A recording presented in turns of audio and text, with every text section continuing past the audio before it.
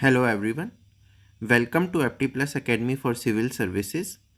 So in this video we are going to discuss regarding OPSC OCS 2025 subject wise weightage analysis, and we are also going to discuss the high yield topics for OPSC prelims 2025. So let me first give you an overview of the points that we are going to discuss. The first thing that we are going to discuss is the level of the examination. तो in the past से 2 to 3 years किस level के question आए हैं, किस type के question आए हैं, किस पैटर्न पे क्वेश्चन आए हैं, हम वो डिस्कस करेंगे. सेकेंड चीज़ जो हम डिस्कस करेंगे that is the subject wise break down, that from which particular subject how many questions are coming, कौन सा आपका सब्जेक्ट ज़्यादा डोमिनेट करता है.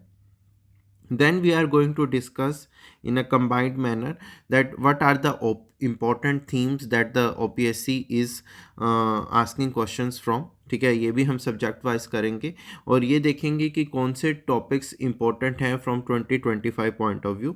And finally we will discuss that what should be our next step. So let's start with the level of the examination first.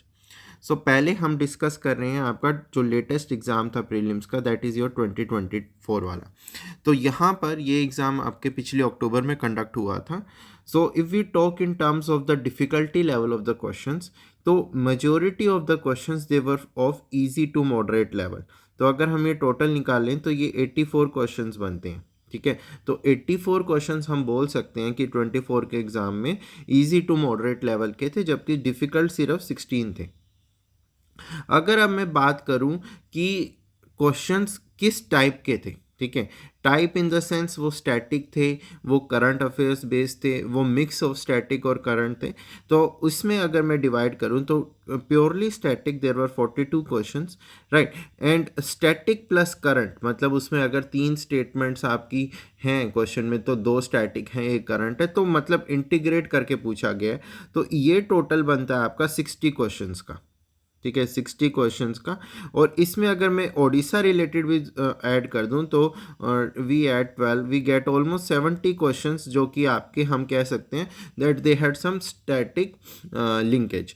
And अगर मैं बात करूं आपका प्योरली करंट अफेयर्स तो देयर वर अराउंड 28 क्वेश्चंस जो कि प्योरली करंट अफेयर्स हैं. ठीक है, तो हम ये कहना जस्टिफाइड होगा कि 24 के एग्ज़ाम में that static it was dominating as compare to your current affairs. तो जो स्टूडेंट्स ये सोचते हैं कि सिर्फ करंट के बेसिस पे पेपर क्लियर हो जाएगा, so that is not the idea. आपका foundational knowledge it should be very strong. You have to prepare the static portion very thoroughly. ठीक है. एंड अगर अब जो सेकंड इसमें नोट वर्दी पॉइंट ये है, आप देखेंगे कि Odisha related questions they were 14.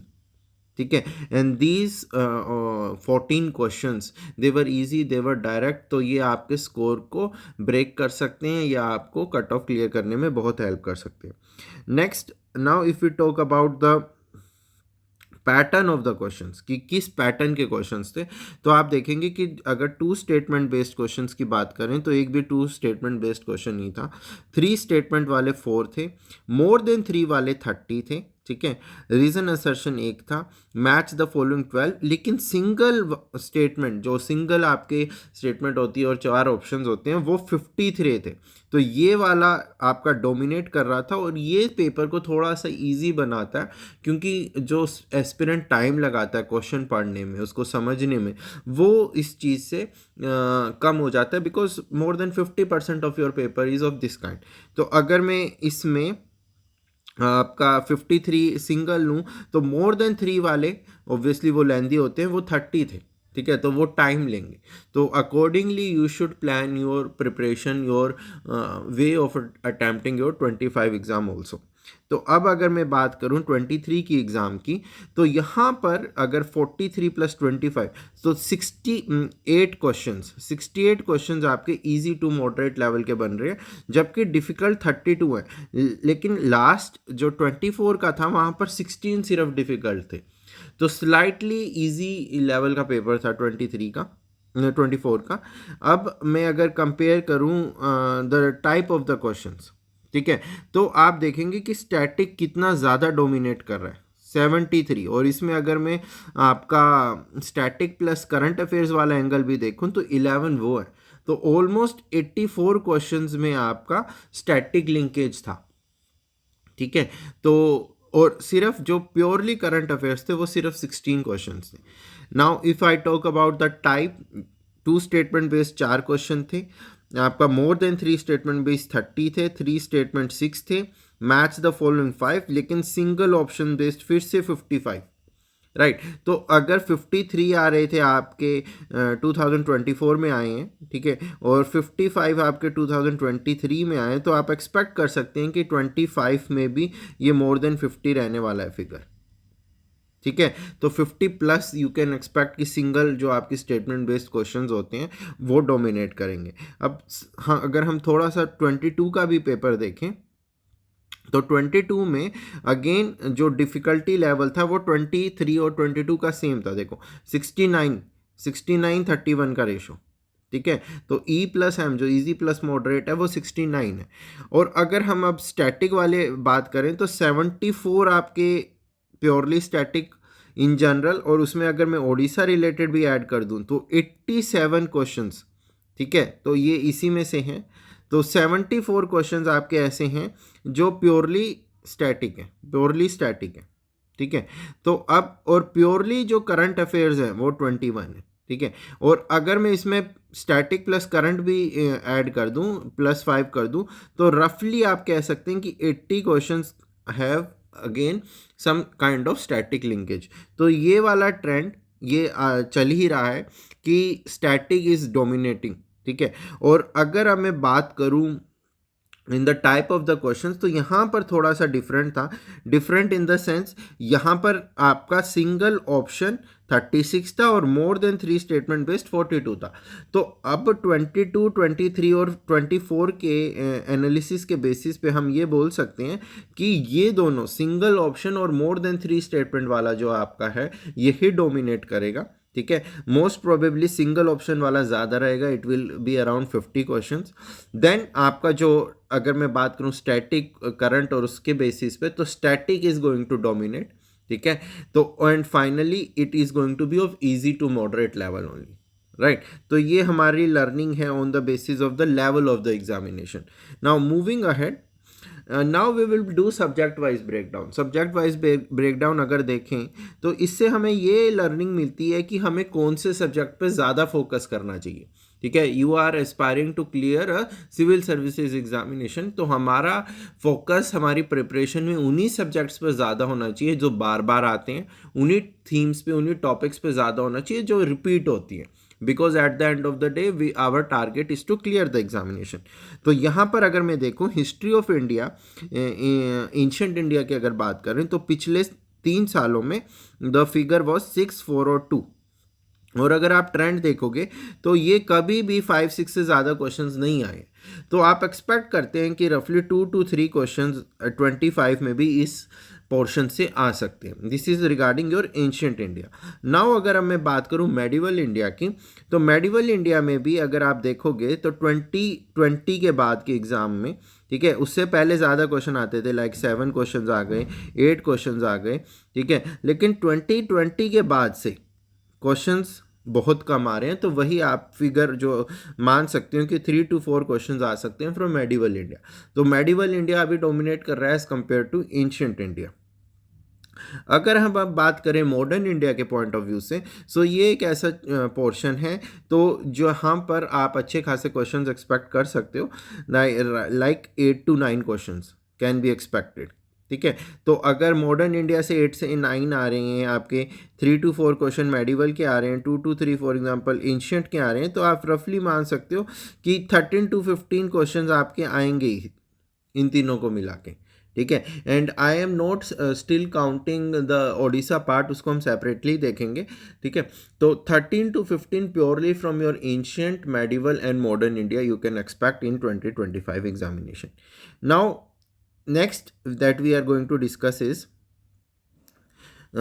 Odisha related. ठीक है, तो ओडिशा रिलेटेड अगर नंबर ऑफ क्वेश्चंस देखें तो आपने देखा कि जब हम लेवल डिस्कस कर रहे थे तो 22 में भी एक फिगर अराउंड 15 का था। ठीक है, और 23 में अचानक से ड्रॉप देखा गया। So the number of questions they dropped, only 4 questions, जिसमें से एक लैंग्वेज पे था, एक टेम्पल पे था, एक इंपॉर्टेंट पर्सनैलिटी पे था, एक प्राइस के ऊपर था। 24 में again the figure it became the number of questions increased. तो अब यहाँ पर जो डाइवर्स आपके सब्जेक्ट से क्वेश्चंस आए, पॉलिटी से क्वेश्चन आया, ज्योग्राफी से क्वेश्चन आया, हिस्ट्री से क्वेश्चन आया, करंट अफेयर पूछा गया, बुक्स से रिलेटेड क्वेश्चन पूछा गया। तो यहाँ पर ये लर्निंग मिलती है कि हमें ओडिशा रिलेटेड पोर्शन को हल्के में नहीं लेना है। We have to prepare it thoroughly, we have to start with the foundational subjects जो हमारी बेसिक नॉलेज है, and then we have to integrate it with the current affairs. और इसके लिए आपका बेस्ट सोर्स है एप्टी प्लस का study material. So we provide dedicated books for your Odisha geography, history, polity, economy, ठीक है। तो वहाँ से आप ये सब कवर करेंगे, उसको इंटीग्रेट करेंगे करंट अफेयर्स के साथ। करंट अफेयर्स के लिए you have the OAS gadget, ठीक है, वो आपका गैजेट है जो मंथली गैजेट है, उसमें जो इन्फॉर्मेशन प्रोवाइड होती है वो आप करेंगे। साथ में जो आपका इकोनॉमिक सर्वे की summary we provide, then the budget summary that we provide. So this will give you an holistic preparation for Odisha related portion, right. So ये आपने ध्यान रखना है कि ज़रूरी नहीं है। तो वी एक्सपेक्ट कि जो रेंज रहेगी in 2015 it is going to be around 15, ठीक है। तो ऐसा भी हो सकता है कि वो इन जनरल आपका जो आपकी थ्योरी होती है उसको इंटीग्रेट करें ओडिशा रिलेटेड थ्योरी के साथ। तो you have to be prepared from multiple dimensions. ये नहीं कि डायरेक्ट सिर्फ ओडिशा रिलेटेड क्वेश्चन ही होगा, ओडिशा से रिलेटेड एक स्टेटमेंट हो सकता है क्वेश्चन में। तो we have to be prepared from every angle. Next thing is geography. Now geography का फिगर वही रहा है पिछले कुछ सालों में कि आप एक्सपेक्ट कर सकते हो कि 10 से 15 के बीच में मेरी रेंज रहने वाली है, ठीक है।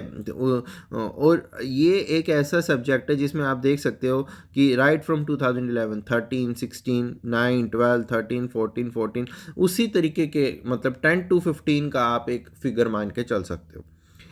Then we have the polity. Now this is the most important subject and the most scoring subject also.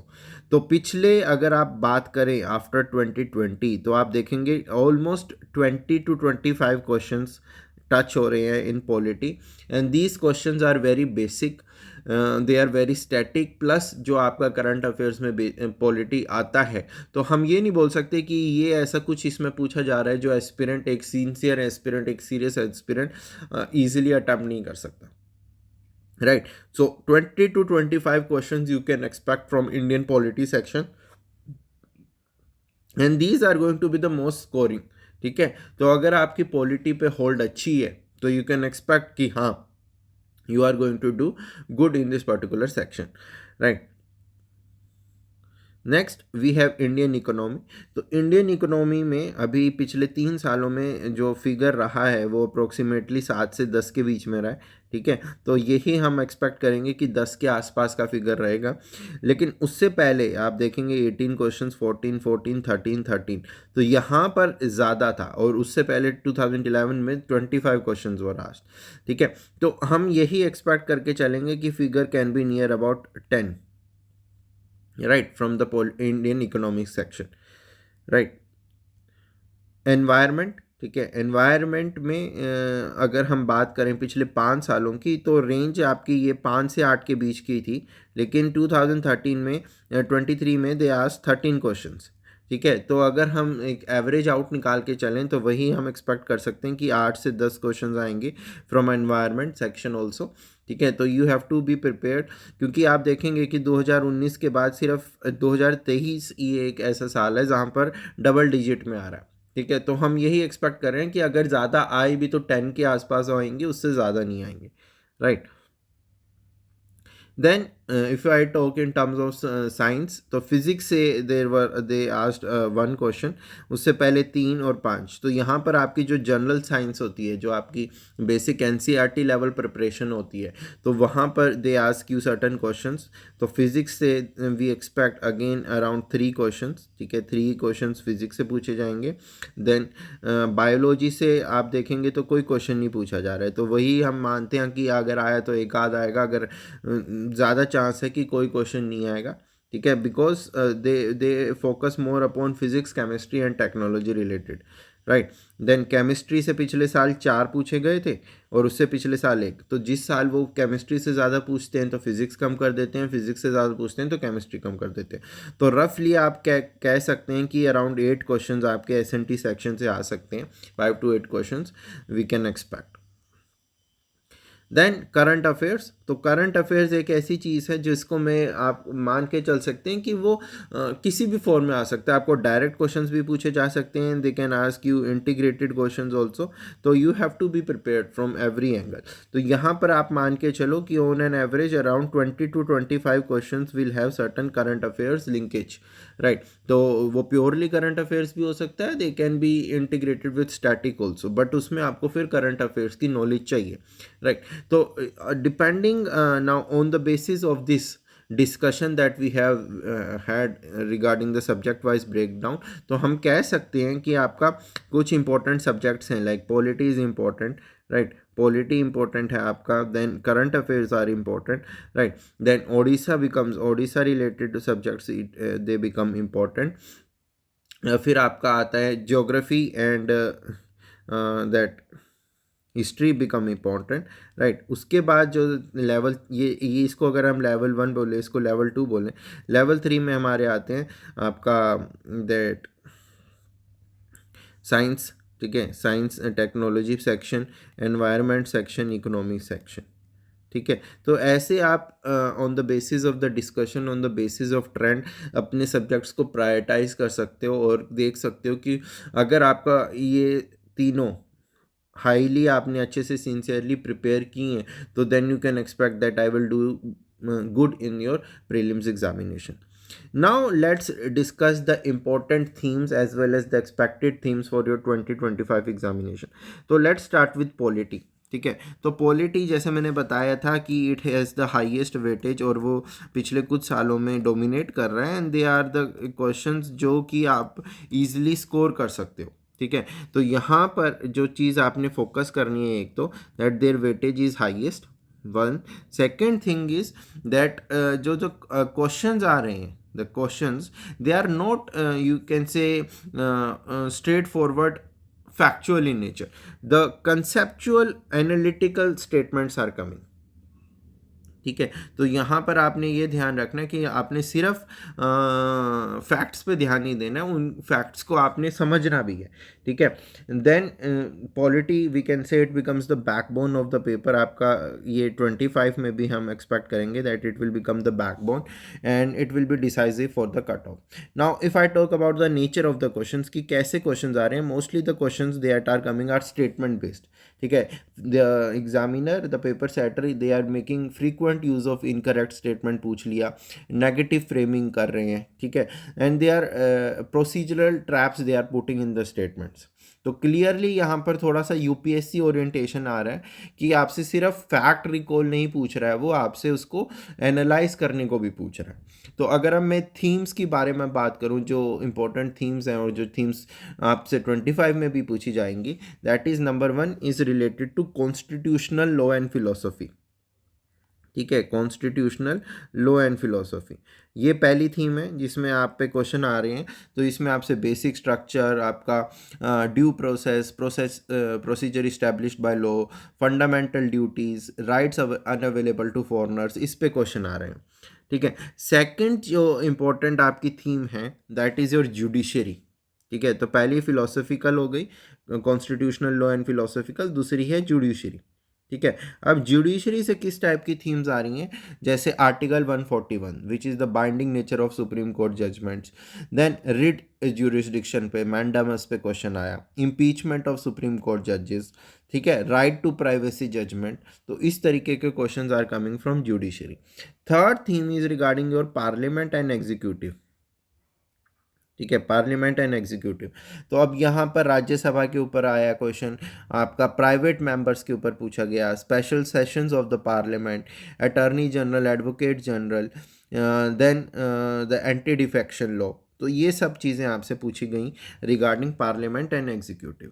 Then we have federalism and finance. तो इसमें आपसे पूछा गया regarding inter state council, delimitation, finance commission grants. फिर governance की अगर बात करें, गवर्नेंस एंड रिफॉर्म्स की, तो आरटीआई पे क्वेश्चन आया, mission Karmayogi, then some committees like Tarkunde committee, nature of public policy, pressure groups, तो वो गवर्नेंस का जो हम बोल सकते हैं वो भी पूछा गया। तो अगर मैं बात करूं पिछले कुछ सालों की, तो 23 का जो एग्ज़ाम था that was more conceptual in nature, ठीक है। 24 का थोड़ा सा मॉडरेट था but still it was trap heavy. तो ओवरऑल आपका हम कह सकते हैं कि कंसेप्ट के ऊपर ही फोकस करेंगे अपन, और फैक्ट्स से ज़्यादा हमारा फोकस कंसेप्ट के ऊपर रहेगा। तो अब 25 में यूपीएससी आपसे क्या चाहता है, एक तो आपको you should have a article level clarity, ठीक है। Then you should have proper knowledge of committees, procedures etcetera, ठीक है। And you should be able to spot technically incorrect statements, ठीक है। टेक्निकली इनकरेक्ट स्टेटमेंट्स वो आपको अच्छे से चीज़ आनी चाहिए। So this is regarding polity. So you need to have utmost focus on polity section.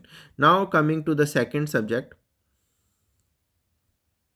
that is geography, ठीक है। तो जैसे मैंने बताया था कि अराउंड 15 क्वेश्चंस आप एक्सपेक्ट कर सकते हो। तो नेचर ऑफ द क्वेश्चंस की अगर मैं बात करूं, तो again statement based and matching based questions they are dominating. Statement based भी हो सकता है, मैचिंग भी हो सकता है, and conceptual framing, conceptual applied geography is being focused. और ओडिशा आपका देखा गया कि 24 में, जैसे मैंने बताया कि ओडिशा रिलेटेड काफ़ी डाइवर्स बैकग्राउंड से क्वेश्चंस आए, तो 24 के बेसिस पे हम बोल सकते हैं कि you have to prepare for Odisha geography also.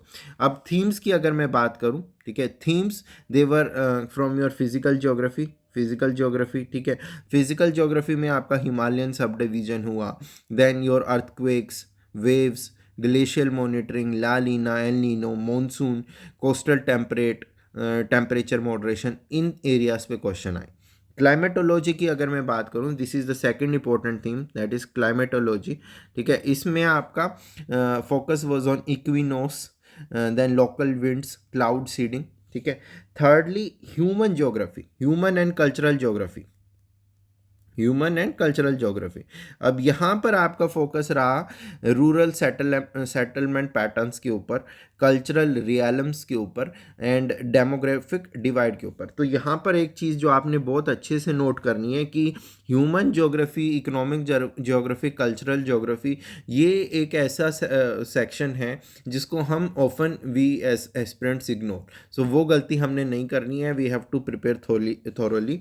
फिर आपका आता है इकोनॉमिक एंड जियोलॉजिकल ज्योग्राफी। तो the focus here was on your industrial patterns, ठीक है, इंडस्ट्री पे फोकस था आपका। डिपोजिशनल लैंडफॉर्म्स के ऊपर फोकस था। रिवर सिस्टम्स में Indian tributaries, Odisha river system के ऊपर फोकस था। Then they also asked questions regarding Odisha geology, ठीक है, like Eastern Ghats, granulite belt. So that was a difficult assertion reason based question.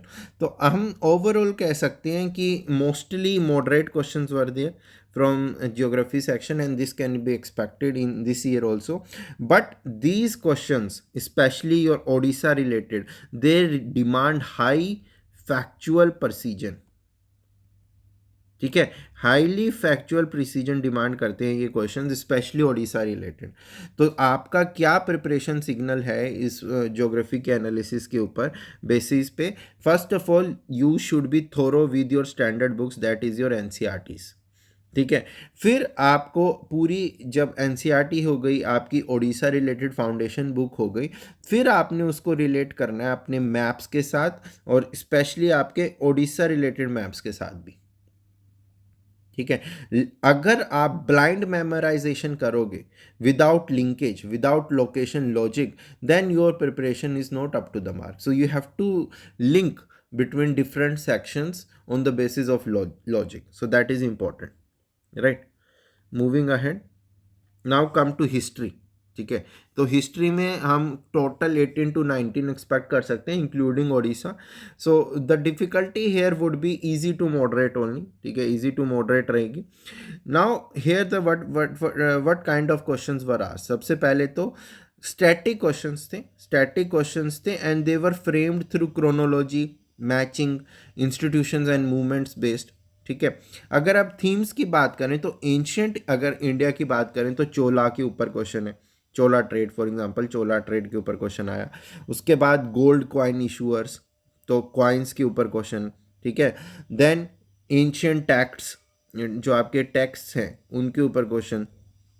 फिर आपके देन ओडिशा रिलेटेड जो डायनेस्टीज हैं, से Shailodbhava dynasty, then questions related to Bharatvarsha. तो ऐसे आपसे क्वेश्चंस पूछे गए हैं from ancient India.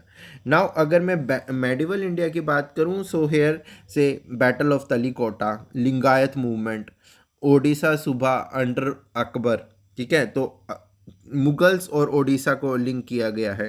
Rajput rulers, conflicts during the Rajput rulers, उसके ऊपर क्वेश्चन आए। इन terms of modern India, dyarchy, Rowlatt act, जो हम अपनी नॉर्मल क्लासेस में पढ़ते हैं, August offer, Lahore resolution, Raja Ram Mohan Roy, contribution of women in Indian national movement, depressed classes organizations. So these were the questions, these were the themes that we prepare thoroughly from our standard books.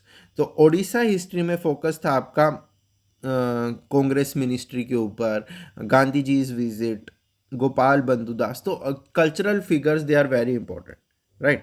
तो अब ये मैं बोल सकता हूँ कि easy to moderate questions थे। And you have to ensure कि जब आप ये पढ़ रहे हो, चाहे एंशियंट, मेडिवल, मॉडर्न इंडिया पढ़ रहे हो, तो try to integrate that with your Odisha portion also, ठीक है। तो Odisha history now it becomes important क्योंकि 24 में क्वेश्चन आया। तो आपने क्या करना है कि दोनों को रिलेट करके पढ़ना है। You do not have to study them separately. Now coming to your economy, ठीक है। इकोनॉमी से जैसे मैंने बताया था रफली 10 के अराउंड रहेगा फिगर। तो nature of the questions again conceptual, right, statement based, right. तो न्यूमेरिकल एक्सेट्रा पे ज़्यादा फोकस करने की नीड नहीं है, ठीक है। You should know the trends, trends are important. तो अगर आपको ट्रेंड्स पता है तो यू कैन ईजिली हैंडल अगर कोई डाटा बेस्ड क्वेश्चन आता है। तो अगर थीम्स की बात करूँ, तो सबसे पहले माइक्रो इकोनॉमिक्स की अगर मैं बात करूं, तो यहाँ पर हम कह सकते हैं कि पैरेटो ऑप्टिमैलिटी वाला जो क्वेश्चन है, we can link it with micro economics. Similarly macro economics में से आपका इन्फ्लेशन के ऊपर फोकस है, देन स्ट्रक्चरल ट्रांसफॉर्मेशन के ऊपर क्वेश्चन है, देन सर्विसेज सेक्टर के ऊपर क्वेश्चन है, सर्विसेज के ऊपर क्वेश्चन है, ठीक है। फिर आपका poverty and development they become important here, NSSO related themes, indices like your HCR, PGI, Sen index, then MPI, ठीक है।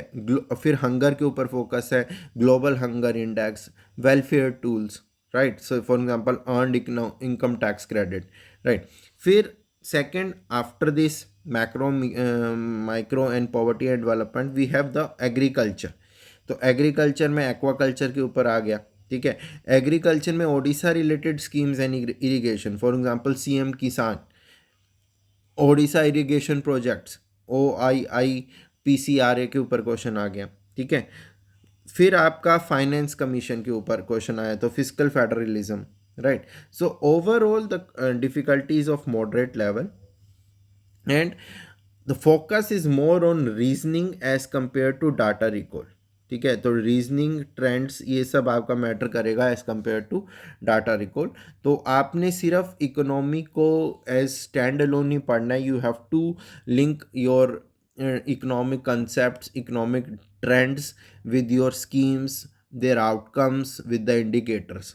So this is important learning that you have, that in OPSC prelims exam also you have to ensure that you are integrating different themes, different topics, as well as different subjects. Environment, environment में again आपका the statement based questions were there, ठीक है। Terminology traps, and they were also integrating policy and ecology, ठीक है। You are aspiring to be a civil servant, तो obviously you have to ensure that these are interlinked. तो core areas, number one is your ecological basics like pyramids, biotic potential, ecology niche, succession, decomposers, energy flow. तो पहला है आपका fundamentals. दूसरा biodiversity and conservation में आपका focus है Ramsar sites के ऊपर, ठीक है, इंपॉर्टेंट स्पीशीज़ के ऊपर, इंपॉर्टेंट ऑर्गेनाइजेशंस के ऊपर लाइक IUCN। फिर important acts like wild life protection act, ठीक है। तो कौन कौन से स्पीशीज़ के रिकवरी प्रोग्राम चल रहे हैं, biosphere reserves in the news, तो वो सब पे आपको फोकस करना है। देन क्लाइमेट पॉलिसी में आपके जो टारगेट्स हैं जैसे एनडीसीज, देन कैंपा एफोरेस्ट्रेशन जो आपका है, देन एनएपीसीसी के ऊपर फोकस है, एलटी एलईडी एस के ऊपर क्वेश्चन आया था पिछले साल, ठीक है। Then environmental philosophy for example deep ecological ecology पे क्वेश्चन आया इन 2023, ठीक है। तो यहाँ पर आपने साथ में ही इसको इंटीग्रेट करना है विद योर ओडिशा इकोसिस्टम्स, तो उनको इग्नोर नहीं करना है, so you have to ensure this. तो आप देखोगे कि although the difficulty level is moderate but UPSC style framing is again dominating, ठीक है, in this particular section. And if you are ensuring that you are preparing Odisha ecosystem by interlinking with whatever environment related concept you are studying, so your scoring in this prelims exam it will automatically improve, right?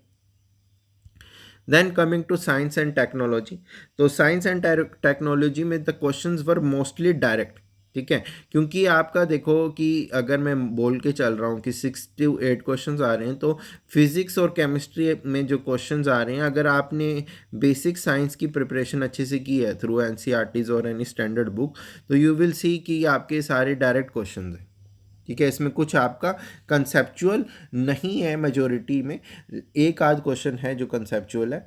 Chemistry में जैसे हम बात करें, mustard gas के ऊपर question आ गया, sucrose के ऊपर क्वेश्चन आ गया, फिर आपका एसिटाइल सैलिसिलिक एसिड के ऊपर क्वेश्चन आ गया, ठीक है। तो ये सब आप देखेंगे कि मोस्टली 11th-12th एन को केटर कर रहा है। फिर आपका फिजिक्स में wave nature of the electron, thermal expansion, conductivity, mercury thermometers, इनके ऊपर क्वेश्चन है, ठीक है। टेक्नोलॉजी में दे आर आस्किंग से निसार सैटेलाइट करंट अफेयर्स था, Samudrayaan you can say it was from current affairs, then solar missions again from the current affairs, AI news, तो उस पे they are asking, so from the emerging technology section AI के ऊपर question आ रहा है। तो we can say overall it is easy to moderate, क्योंकि जो अगर स्टैटिक है तो वो बिल्कुल ही फैक्चुअल है, और जो आपका दूसरे तरीके के हैं technology based, they are coming from current affairs, ठीक है। So you should be very thorough with your NCERTs as well as with the selective current affairs, ठीक है, लाइक स्पेस, एमर्जिंग टेक्नोलॉजीज, इनके ऊपर ज़्यादा ध्यान देने की ज़रूरत है।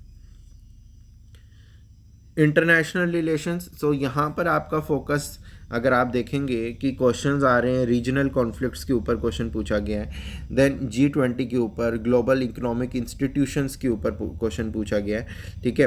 फिर आपका important international days that is important theme, then on neighbourhood politics, तो आप देखेंगे कि मोस्टली वही थीम्स हैं जो यूपीएससी में भी पूछी जाती हैं, and these questions they are factual, there is nothing analytical है, ठीक है। तो ज़्यादा आपका फैक्चुअल डोमिनेट करेगा again is this section like your science and technology, right. तो आपने इसके लिए again you should focus more on your selective current affairs, ठीक है। तो जितने ज़्यादा आपका करंट अफेयर्स ब्रश्ड अप होगा, जितने ज़्यादा आप करंट अफेयर्स अच्छे से प्रिपेयर करोगे, you can easily handle this section also. Disaster management and defence, तो यहाँ पर हमने दोनों को लिंक कर दिया है। तो डिज़ास्टर मैनेजमेंट में से अगर क्वेश्चन आ रहा है, ठीक है, और सिक्योरिटी से क्वेश्चन आ रहा है, डिफेंस से क्वेश्चन आ रहा है, अगेन वो मोस्टली आपका करंट अफेयर्स बेस्ड होगा, तो ज़्यादा उसमें स्टैटिक पे ध्यान देने की ज़रूरत नहीं है। अगेन फैक्चुअल क्वेश्चंस ही होंगे, ठीक है, लाइक ऑन योर आपका national security adviser, deputy national security adviser और disaster management authority, so limited questions are coming. तो यहाँ पर आपने फोकस करना है कि अगर क्वेश्चंस कम आ रहे हैं तो मेरे को कितना टाइम देने की ज़रूरत है, right.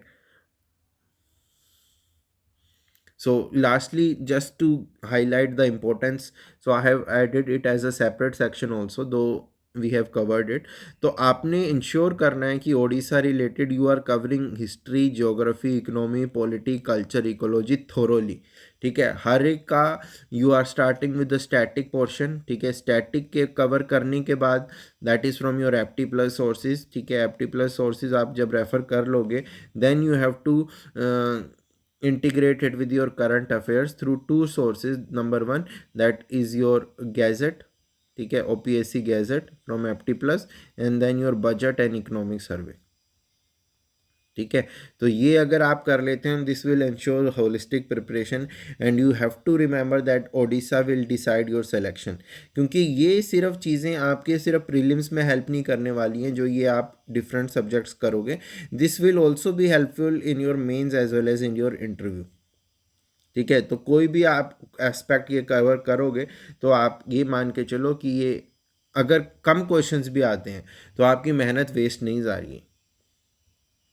So we can say lastly miscellaneous category, तो यहाँ पर आपने नोट करना है कि questions are coming related to prizes like Nobel prize, Oscars, ठीक है, national games, Asia cup, then kho kho world cup, Paris Olympics, Olympic flame, organ donation best state. तो यहाँ पर हमारा क्या निकल के आ रहा है, that we have to focus on sports, number one we have to focus on sports thoroughly, तो number two we have to focus on awards, ठीक है, we have to focus on books, ठीक है, we have to focus upon then standard current affairs, जो आपके monthly current affairs होते हैं उन पे फोकस करने की ज़रूरत है। अब सवाल उठता है इसके लिए सोर्स क्या होगा। So there are two sources, one as I told you OPSC gazette, ठीक है, जो आपका गैजेट होगा।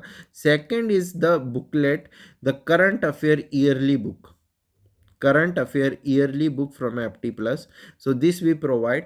तो यहाँ पर आपकी जितनी भी स्पोर्ट्स रिलेटेड इंपॉर्टेंट न्यूज़ हैं, आपका अवार्ड्स रिलेटेड इंपॉर्टेंट न्यूज़ हैं, अपॉइंटमेंट्स, बुक्स, ये सब चीज़ें हमने टेबल फॉर्मेट में in a very crisp manner in exam relevant format we have covered, so you can refer to that, right, that will be more than sufficient. So final expectation for 2025, so 23 का जो exam था it was more theory driven, it was more depth oriented, जबकि 24 का जो exam था it was more integrated in nature and it was Odisha intensive, ठीक है। तो दो it was also elimination based. तो अब हमारा ये रहेगी लर्निंग फॉर 2025। पहली चीज़ तो पॉलिटी, ठीक है, करंट अफेयर्स, ओडिशा सेक्शन, ये डोमिनेट करने वाला है, तो इस पर हमें बहुत ही ज़्यादा फोकस करने की ज़रूरत है। तो this is our core scoring triad, ठीक है।